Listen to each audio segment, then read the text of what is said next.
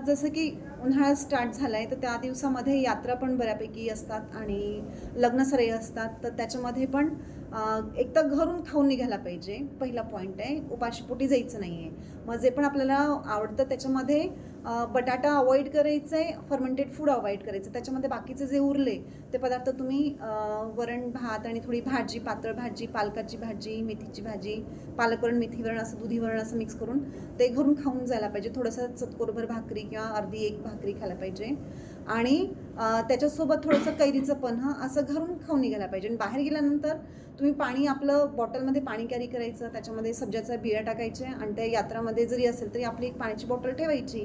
आणि फ्रूटमध्ये पण तुम्ही मग हे ऊसाचा रस मिळतं. या दिवसामध्ये जे आहे ना थंड पदार्थ पिण्याचा कल जास्त असतोय, तर त्यामुळे ऊसाचा रस एक नॅचरल असतं आणि त्याच्यामध्ये थोडासा बर्फ टाकलेला असतो ना, मग ते तुम्ही ऊसाचा रस घेऊ शकतात आणि थोडं गोड खायला पाहिजे उन्हाळ्याच्या दिवसामध्ये. असं आयुर्वेदमध्ये असं उल्लेख आहे की उन्हाळ्यामध्ये तुरट खाण्यापेक्षा गोड पदार्थ असे खाणे गरजेचे असतात.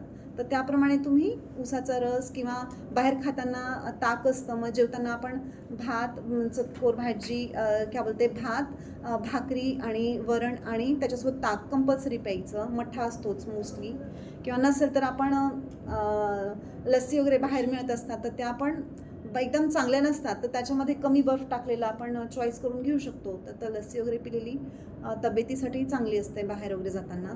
आणि शक्यतो बाहेर तळलेलं बटाट्याचे पदार्थ खाणे अवॉइड करायचे. वडापाव असतं, समोसा असतंय, जंक फूड असतात, ते शक्यतो ते खायला नाही पाहिजे. जेव्हा आपण बाहेर जेवण करतो तेव्हा वांग्याची भाजीमध्ये वरती तर्री असते, खूप सारं तेल असतं, तर ते आपण सपोज पनीरची भाजी खातो त्याचे पीसेस खायला पाहिजे, पीसेस आणि भातासोबत आणि त्याच्यासोबत वरण असं घेऊन जेवण कंप्लीट करायला पाहिजे. आणि मोस्टली खूप ठिकाणी भाकरीचं वगैरे असतात, भाकरीचा आहारामध्ये समावेश आहे, तर त्यामुळे कुठे चपाती नेहमी असतात किंवा भाकरी असतात, तर तुम्ही भाकरीला प्रिफर करायला हवे आणि चपाती शक्यतो कमी खायला पाहिजे या दिवसामध्ये. उन्हाळ्याच्या दिवसामध्ये ती पचायला हलकी असते म्हणून.